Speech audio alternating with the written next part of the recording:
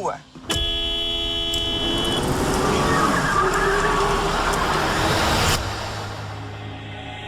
Having a kind of a hard time lately. I'm sorry. Accept my apology? Just ignore him. Well, if you could just do the same, we could press reset. I don't have anything to apologize for. Can you go, please? What do you want? I need you to learn what a bad day really is. And I need you to learn how to say you're sorry.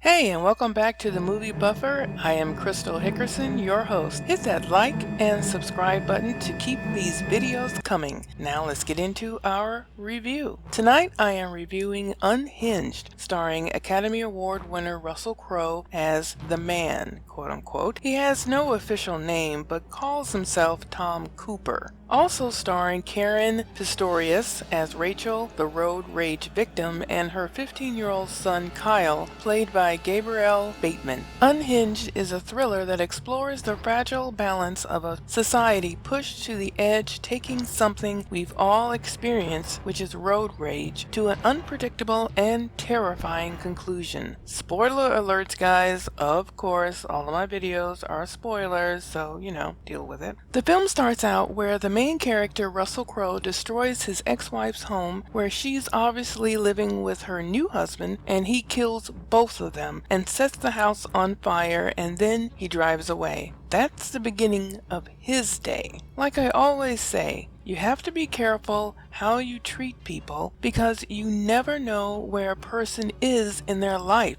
and their emotional balance and imbalance. So the best thing to do if you're in a road rage situation or someone cuts you off, just let it go. Let it happen. Move on. Young mother Rachel is divorced and trying to work out custody with her ex-husband, so she is very stressed. She also has a mother who is going into senior care facility, aka a nursing home, because she has Alzheimer's. She's dealing with the fact that they need to sell her mother's home. Her unemployed brother and his girlfriend have moved in with her, and it appears Rachel has a lot on her shoulders to deal with, which unfortunately, she is not doing the best job at. When we are introduced to Rachel, she wakes up late to get a call from her lawyer saying that her husband wants to change the custody rights. Then on her way to take her son to school, she ends up getting fired because she is, late yet again. All of this has brought Rachel to her edge. The rage begins when our guy, Tom, quote unquote, in the gray truck, our killer ex-husband, is sitting at a red light, probably thinking about what he has just done with blood still spattered all over his shirt. Rachel pulls up behind him, still late and fuming,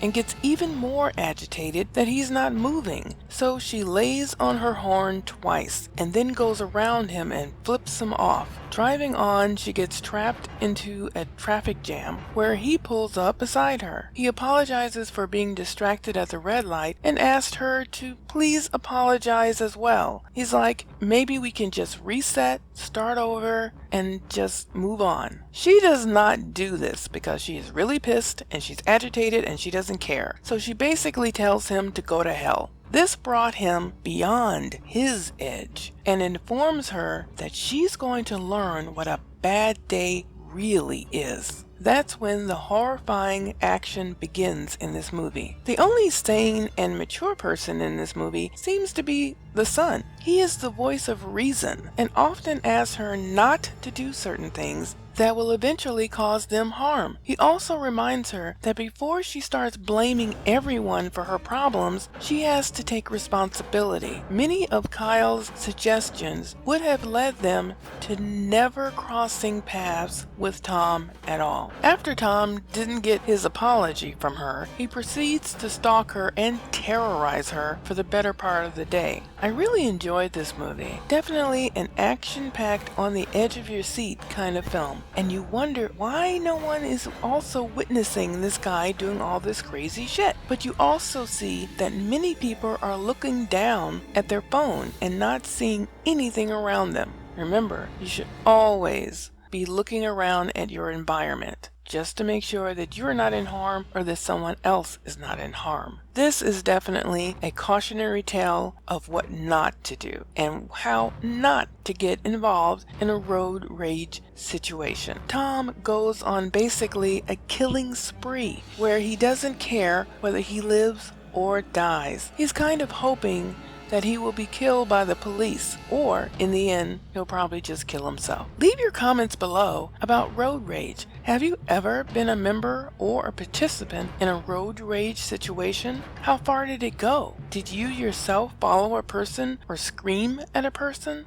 Let me know about your road rage experience. This story reminds me of the 1993 movie Falling Down with Michael Douglas. It was about a man who lost his job, his wife had divorced him, took their little girl, and how one day he went to his edge and stepped off it. Yet not before killing many people on his journey to kill his wife and child. It's an excellent movie. Check it out. I may have to review it in the future. Unhinged was full of action and killing spree gore. I quite enjoyed it, mainly because the reason why Tom was killing made sense. Even though he did have a choice in every action he made, none of this had to happen, but it did.